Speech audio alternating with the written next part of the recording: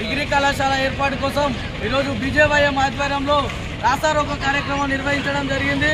దీని ముఖ్య ఉద్దేశం నాంపల్లిలో 3 జూనియర్ కాలేజీలు ఉన్నాయి, అయినప్పటికీ ఇప్పటికీ ఎన్నో విధాలుగా ఎన్నో రకాలుగా నిరసన తెలుపుతున్నా కానీ ఇప్పటి వరకు మన పాలకులైతేనేంది ప్రజాప్రతినిధులైతేనేంది మనకు ఒక డిగ్రీ కాలేజీలని తేలేకపోయారు। మేము ఈరోజు ఈ భారతీయ జనతా యువ మోర్చా నుంచి గత ప్రభుత్వంలో అయితేనేంది ఇప్పుడైతేనేంది ప్రతిసారి ఒక నిరసన కార్యక్రమాన్ని ప్రభుత్వం దృష్టికి తీసుకెళ్తున్నాము। అయినా ఇప్పటి వరకు మనకు డిగ్రీ కళాశాలను మన ప్రజాప్రతినిధులు తేలేకపోతున్నారు। పూర్తిగా గ్రామీణ ప్రాంతం అయినప్పటికీ నాంపల్లి మండలం ఇక్కడ చదువుకున్న యువత ఇక్కడ విద్యార్థులు ఇంటర్ అయిపోయిన తర్వాత పై చదువుల కోసం హైదరాబాద్, నల్గొండ, మాల్ ఈ దూర ప్రాంతాలకు వెళ్ళలేక ప్రతి ఒక్కరూ ఇక్కడ మన నిరుద్యోగులుగా నిరక్షరాస్యులుగా మిగాల్సిన పరిస్థితి వస్తుంది।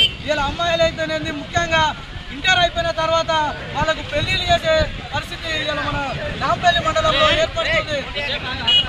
నాంపల్లి మండలంలో బడా లీడర్లుగా ఎవరైతే మండలంలో ఉన్న నాయకులు చలామణి అవుతున్నారో మేము ఒకటే మీకు విజ్ఞప్తి చేస్తూ ఉన్నాం, మీరు నాంపల్లి మండలంలో స్థానిక సంస్థల ఎన్నికలలో మీరు ఎక్కడ నిలబడ్డా మిమ్మల్ని రాజకీయ సమాధి చేసే వరకు ప్రతి ఒక్కరు మీరు ఎక్కడ నిలబడ్డ దగ్గర మేము భారతీయ జనతా యువ మోర్చా నుంచి 20 నుంచి 30 నామినేషన్లు వేసి మీ యొక్క రాజకీయ సమాధి చేసే వరకు మేము వెనకాడి చేసే ప్రసక్తే లేదని ఈ సందర్భంగా మేము తెలియజేస్తున్నాం। మా యొక్క కార్యక్రమము ఇదొక ప్రోగ్రాంతోనే కాదు, ముందు నిరాహార దీక్షలు, రాస్తారోకోలు, ఆమర నిరాహార దీక్ష చేయడానికైనా మేము బీజేవైఎం నుంచి వెనకాడి గారే ప్రసక్తే లేదని ఈ సందర్భంగా పాలకులను హెచ్చరిస్తున్నాం। అయ్యా ఎమ్మెల్యే గారు, మీరు గతంలో ఎమ్మెల్సీగా చేశారు, మంత్రిగా చేశారు, 2 సార్లు ఎమ్మెల్యేగా చేశారు, అయినా ఇప్పటి వరకు నాంపల్లికి మీరు డిగ్రీ కళాశాలను తేలి నాంపల్లిగా స్థానిక ఎమ్మెల్యే గారు ముఖ్యమంత్రి గారి దృష్టికి తీసుకువెళ్ళి ఈ యొక్క ప్రభుత్వం మీద ఒత్తిడి తెచ్చి మా నాంపల్లికి ప్రభుత్వ డిగ్రీ కళాశాలను ఏర్పాటు చేసిన తర్వాతనే మీరు స్థానిక సంస్థల ఎన్నికలకు రావాలని,